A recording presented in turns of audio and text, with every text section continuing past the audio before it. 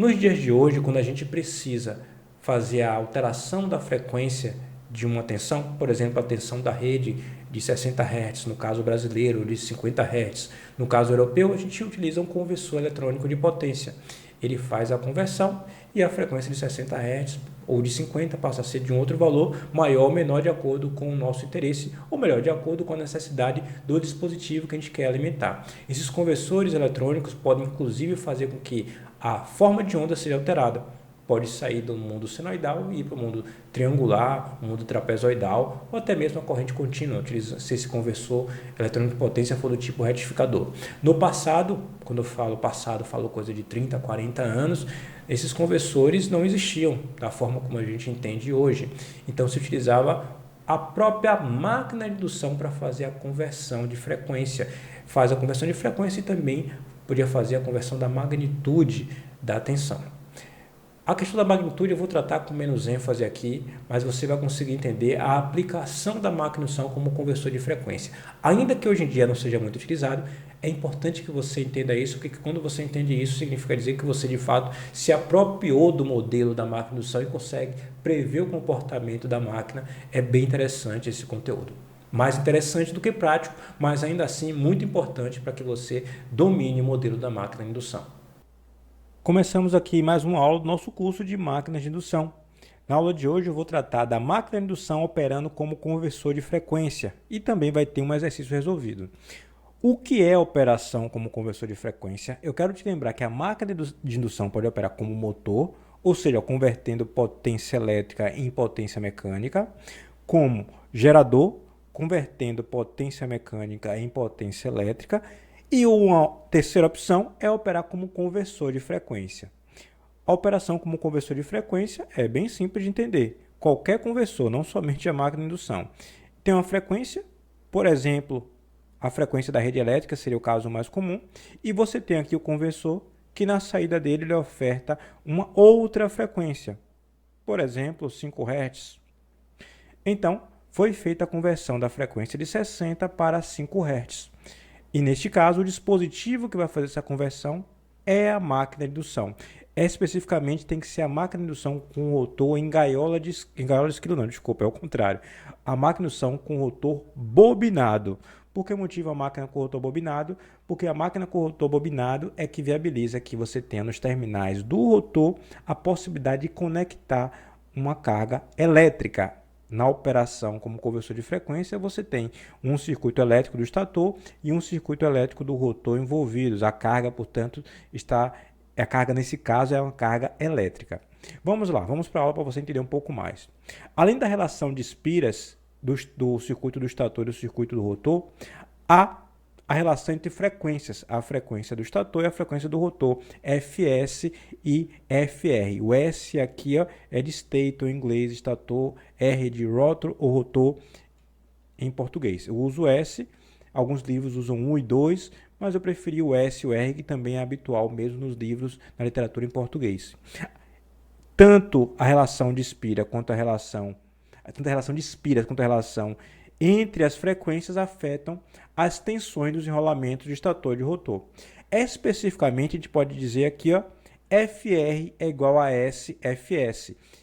Fs é a frequência do estator, de vez em quando a gente chama também de F elétrica, porque a frequência da fonte vai ser a mesma frequência do circuito do estator. A gente oscila, usa às vezes Fs, às vezes FLE, né, de elétrica, ou às vezes Fe, de elétrica também, mas indica a mesma variável. Numa máquina de indução trifásica, com rotor bobinado, volto a dar ênfase que com rotor em gaiola não tem sentido falar da operação conversor, porque com rotor em gaiola, o rotor já é intrinsecamente curto-circuitado, você não tem como conectar uma carga elétrica nele. Então, é impossível você fazer essa conversão. E a conversão, ela fica bem clara, né?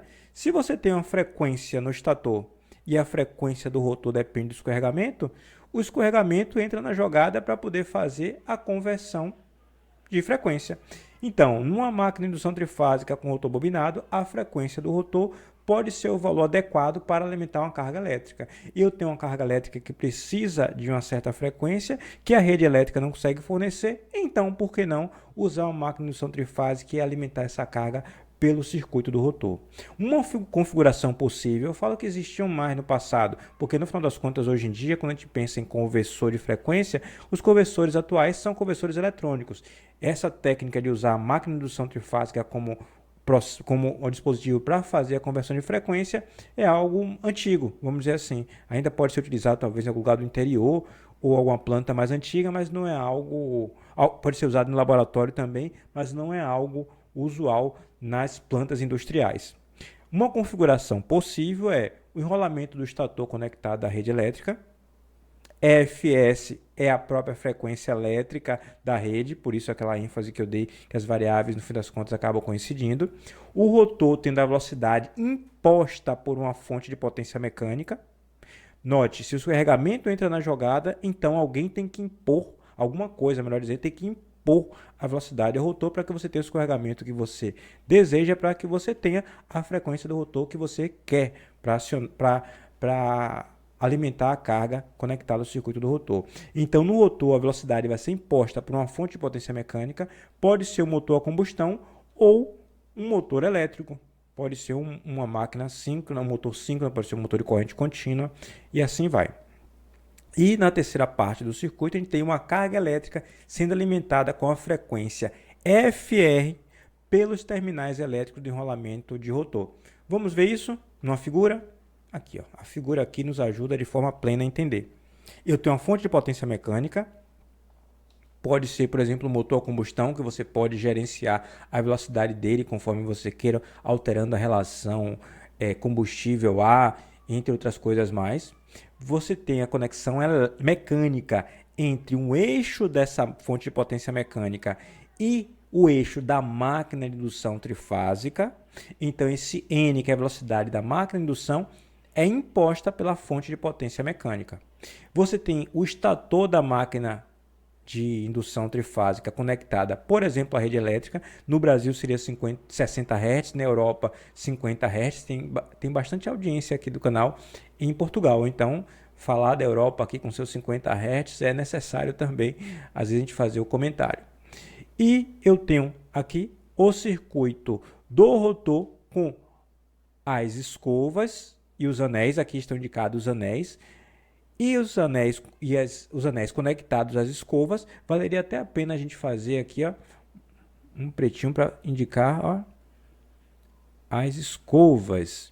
As escovas conectadas ao circuito que vai alimentar a carga. Nós já tratamos a respeito da construção da máquina com rotor bobinado. Eu coloco na descrição do vídeo aula para isso, caso você não saiba o que essa indicação quer dizer. E aqui eu tenho a alimentação da carga com a frequência FR, que, como dito antes, ela é proporcional à frequência do estator, porque o fator de proporcionalidade depende do escorregamento. Então, esse escorregamento tem que ser imposto no valor que você quer, no valor que você precisa, para poder ter a frequência FR adequada para alimentar a carga elétrica. Então, eu tenho uma conversão da frequência da rede elétrica para a frequência FR que vai alimentar a carga. Aqui eu tenho então uma questão, eu prometi uma questão, tenho de cumprir, né? Vou alterar aqui a cor, aqui para colocar já o indicativo de solução. Vamos ao enunciado da nossa questão. Um motor a combustão é conectado mecanicamente ao rotor de uma máquina de indução trifásica de 8 polos. Olha, está se parecendo com o sistema que eu mostrei antes. Aqui um motor a combustão conectado mecanicamente é pelo eixo, a uma máquina de indução trifásica, essa máquina aqui de 8 polos no nosso exemplo. 8 polos no nosso exemplo. Esta máquina de indução trifásica tem enrolamento de estator conectado à rede elétrica, como dito aqui, de 60 Hz. Então, a frequência da rede elétrica é de 60 Hz. Ou seja, FELE, frequência elétrica, igual a frequência do estator, igual a 60 Hz. A que velocidade tem de operar o motor a combustão para a frequência do rotor ser de 10 Hz?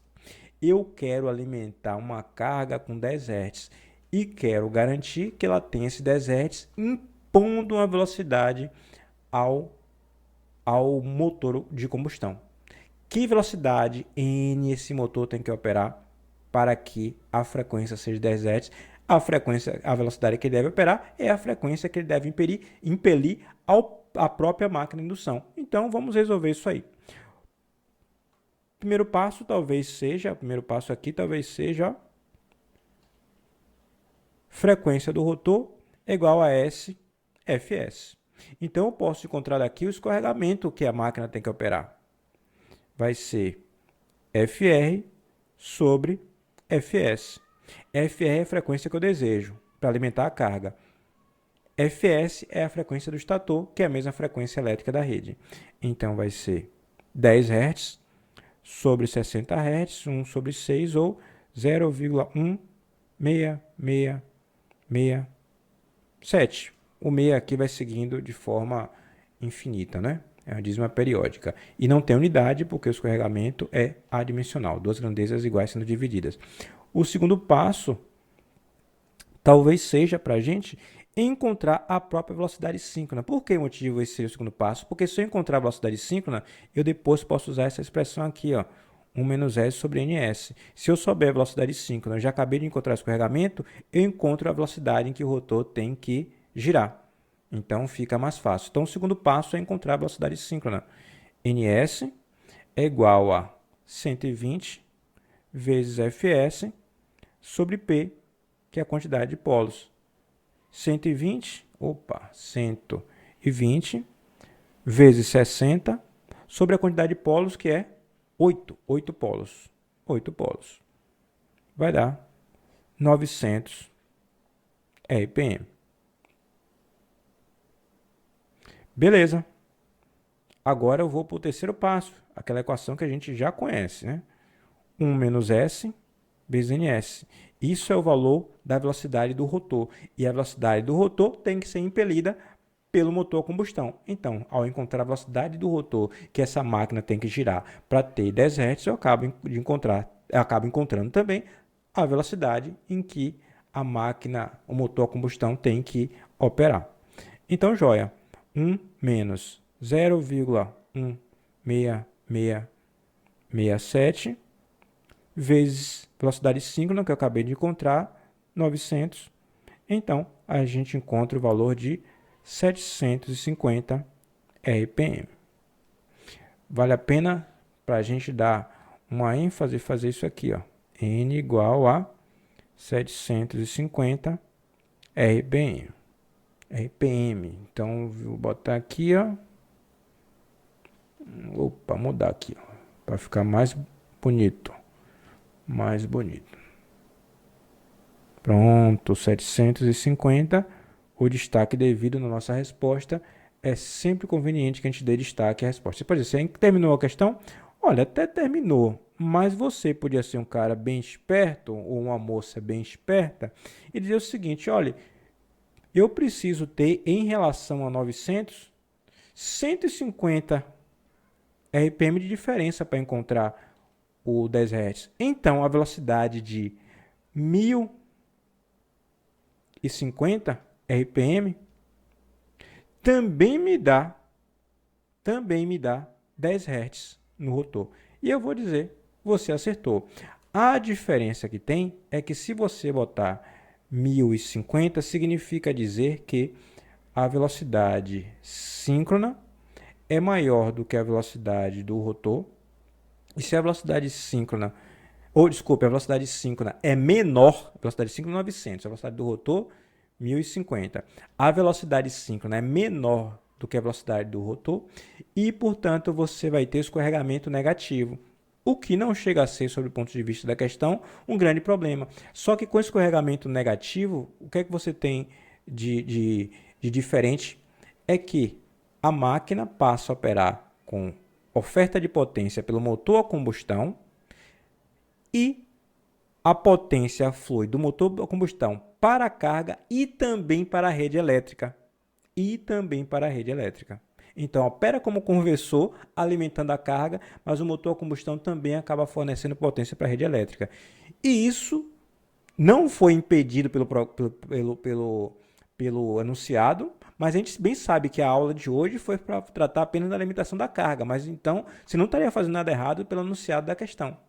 Se o escorregamento é positivo, significa dizer que está fluindo potência do motor a combustão, que está acoplado ao eixo, então ele está fornecendo potência mecânica, e também a rede elétrica está fornecendo potência para alimentar a carga. Então a rede elétrica também está alimentando este dispositivo acoplado eletricamente ao rotor. Então eu vou ficar com essa resposta e vou só colocar uma observação aqui relacionado ao escorregamento negativo e a opção da velocidade ser de 1050 e que 1050 também gera os 10 Hz que é necessário, só que nesse caso a potência estaria sendo fornecida à rede elétrica e não consumida. Não estaria errado, porque o anunciado não chega a dar destaque a isso, mas aqui a gente está numa aula. E na aula a gente tem que fazer todas as observações, todas as possibilidades. O anunciado poderia, caso fosse mais exigente, deixar bem claro que não queria, que não desejaria que a operação tivesse fornecimento de potência à rede elétrica. Espero que você tenha gostado da aula de hoje. Aguardo você nas próximas aulas, onde daremos continuidade ao nosso curso de máquinas de indução.